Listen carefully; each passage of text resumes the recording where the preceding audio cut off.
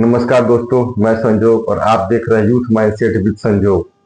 आज मैं जिस विषय पर बात करने जा रहा हूँ वह केवल एक खबर नहीं है, केवल एक हादसा नहीं है, बल्कि हमारे समाज, हमारी व्यवस्था और हमारी जिम्मेदारियों पर बहुत बड़ा सवाल है। उत्तर प्रदेश की राजधानी लखनऊ में एक कोचिंग सेंटर में लगी आग ने कई परिवारों की खुशियां छीन ली। कई लोगों की मौत की खबर सामने आई और कई घायल हुए, और कई परिवार ऐसे हैं जिनकी जिंदगी शायद पहले जैसी नहीं हो पाएगी। सबसे पहले मैं इस दुखद घटना में जान गंवाने वाले सभी लोगों को श्रद्धांजलि अर्पित करता हूँ। ईश्वर दिवंगत आत्माओं को शांति दे और उनके परिवारों को यह दुख सहने की शक्ति प्रदान करें। दोस्तों, जब भी हम ऐसी खबर सुनते हैं तो कुछ मिनटों के लिए दुखी होते हैं, सोशल मीडिया पर पोस्ट डालते हैं, संवेदना व्यक्त करते हैं और फिर अपनी जिंदगी में व्यस्त हो जाते हैं।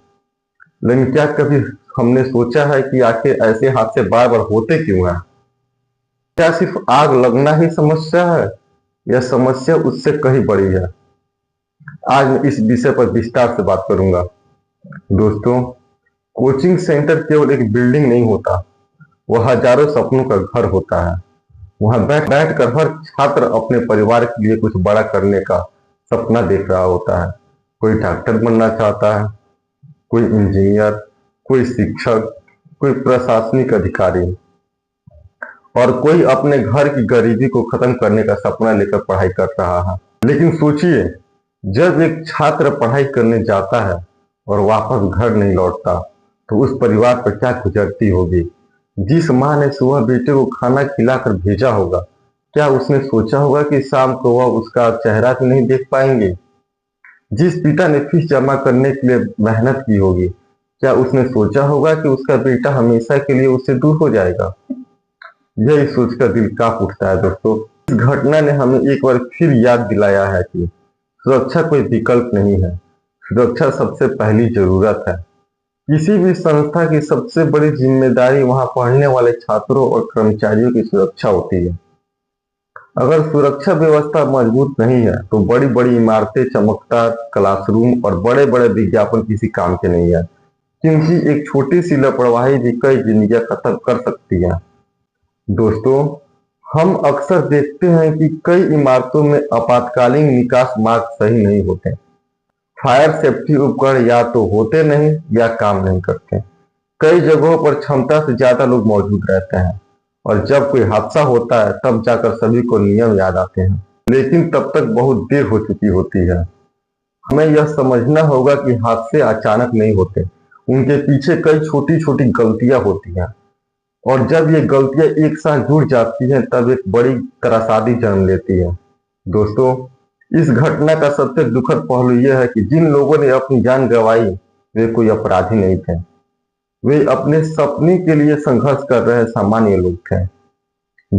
उनकी एक ही गलती थी कि वे गलत समय पर गलत जगह मौजूद थे, और यही बात इस हादसे को और दर्दनाक बना देती है। आज मैं आपसे एक सवाल पूछना चाहता हूं।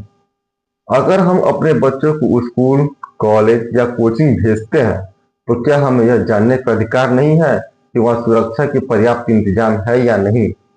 बिल्कुल है, और हमें इस बारे में जागरूक होना चाहिए।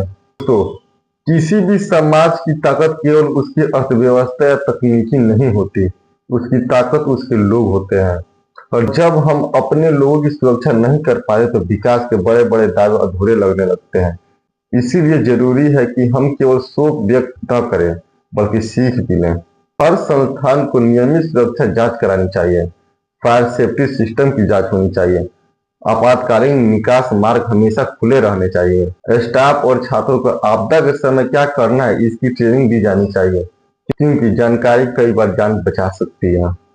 तो आज का युवक केवल नौकरी की तैयारी नहीं कर रहा है, वह अपने परिवार का भविष्य बना रहा है। इसीलिए युवाओं की सुरक्षा केवल एक प्रशासनिक विषय नहीं है, यह पूरे समाज की जिम्मेदारी है। मैं विशेष रूप से युवाओं से कहना चाहता हूं, जहां भी पढ़ाई करें वहां सुरक्षा को भी महत्व दें। अगर किसी जगह पर गंभीर सुरक्षा कमियां दिखाई दे तो आवाज उठाए, चुप मत रहे, क्योंकि कभी कभी एक सवाल कई लोगों की जिंदगी बचा सकता है।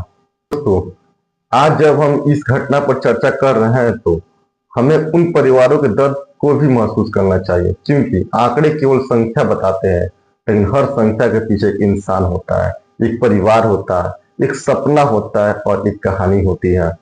और जब कोई व्यक्ति इस दुनिया से चला जाता है ना, तो उसके साथ केवल एक जीवन नहीं जाता, उससे जुड़े अनगिनत सपने टूट जाते हैं। इसलिए हमें संवेदनशील बनना होगा, हमें इंसानियत को जिंदा रखना होगा।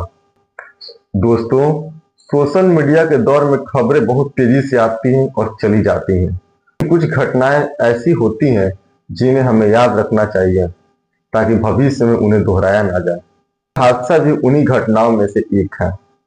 हमें यह सुनिश्चित करना होगा कि किसी और की माँ की गोद सुनी ना हो, किसी और पिता का सहारा न छीने, किसी और छात्र का सपना अधूरा न रह जाए। दोस्तों, जीवन बहुत अनमोल है। पैसा वापस आ सकता है, इमारत दोबारा बन सकती है, सामान फिर खरीदा जा सकता है, लेकिन एक बार जिंदगी चली गई ना, तो जिंदगी वापस नहीं आ सकती।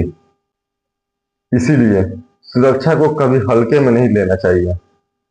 आज इस वीडियो के माध्यम से मैं प्रशासन, संस्थानों और समाज से यही अपील करना चाहता हूं कि इस घटना से सीख ले और भविष्य में ऐसी त्रासदियों को रोकने के लिए ठोस कदम उठाएं।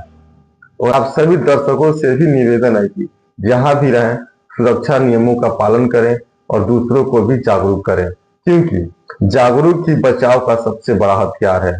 अंत में एक बार फिर इस दुखद घटना में जान गंवाने वाले सभी लोगों को भावभीनी श्रद्धांजलि। ईश्वर उनके परिवार को यह असहनीय दुख सहने की शक्ति दे। हम सबकी प्रार्थनाएं उनके साथ हैं। मैं संजोग और आप देख रहे हैं यूथ माइंडसेट विद संजोग। अगर आपको लगता है कि सुरक्षा और जागरूकता पर यह चर्चा ज्यादा से ज्यादा लोगों तक पहुंचनी चाहिए, तो वीडियो को शेयर जरूर करें।